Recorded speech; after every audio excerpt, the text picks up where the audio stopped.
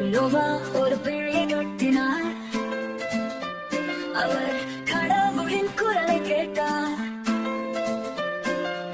நோவா ஒரு பிழை கட்டினார். விலங்குகள் உள்ளே வந்தன, விலங்குகள் உள்ளே வந்தன, இரண்டு இரண்டாக உள்ளே நடந்தன. 40 நாட்களில் மழை பெய்தது. ஆனால் கடவுள் அவை அனைத்தையும் பாதுகாப்பாகவும் வறண்டதாகவும் வைத்திருந்தார். மழை பெய்தது, நீண்ட நேரம் பெய்தது. சூரியன் மீண்டும் வந்தது. புறாவிலே கிளையோடு திரும்பி வந்தது. சூரியன் மீண்டும் வந்தது.